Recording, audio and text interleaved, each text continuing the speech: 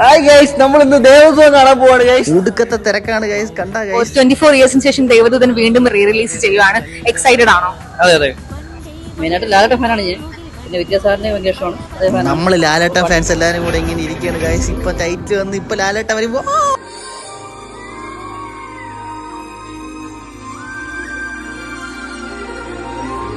ഒരു ശരാശരി മോഹൻലാൽ ഫാൻ ഇങ്ങനെ തിയേറ്ററിൽ ഇരിക്കാൻ പറ്റും? നീ എന്നെ എന്തിനെ സ്നേഹിക്കുന്നു? എവിടെ നിന്നോ വന്നൊരു പരദേശി, ഈ നാട് സ്വന്തമല്ലാത്തവൻ. ഡയലോഗ് മാറി ഫാദർ. അലീന പറയൂ, നീ ഞാൻ മേരി മേരി എന്ന് കേൾക്കുന്നു. അത് ശരിയല്ലെന്ന് എനിക്ക് തോന്നി. മേരി പോട്ടെ. നന്നായിട്ട് ഇഷ്ടപ്പെട്ടു. ലാലേട്ടനെ കണ്ടപ്പോ എന്തായിരുന്നു? സന്തോഷമായോ? അത് തന്നെയാണ് ഏറ്റവും ഇഷ്ടം. 24 ഇയേഴ്സ് മുതൽ ലാലേട്ടനെ കണ്ടപ്പോ എന്തായിരുന്നു? സന്തോഷമായോ? മോഹൻലാൽ ഫാനാണ്. കറക്റ്റ് കാലഘട്ടം വന്ന് ഫീൽ ചെയ്യാറുണ്ട്. കഴിഞ്ഞ ദിവസം പോലെ ഞാൻ ഓഫീസിൽ സംസാരിച്ചപ്പോൾ ഈ പടം റീ റിലീസ് ചെയ്താൽ വിജയിക്കുമോ എന്നോട് സാറ് ചോദിച്ചു.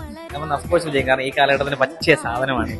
പക്ഷെ ലാലേട്ടനെ പറ്റി പറയുകയാണെങ്കിൽ എനിക്ക് തോന്നുന്നത് ഈ സീൻസ് ഒക്കെ കാണുമ്പോൾ ശരിക്കും, കാരണം അദ്ദേഹം തന്നെ എൻജോയ് ചെയ്തതായിട്ട് ഫീൽ ചെയ്യാം. ഇപ്പൊ ക്ലൈമാക്സ് ഒരു ഡയലോഗ് പോലും പറയാതെ നമ്മൾ അത്ഭുതപ്പെടുത്തും ഗൈസ്. പോയി തിയേറ്ററിൽ പോയി കാണുക ഗൈസ്.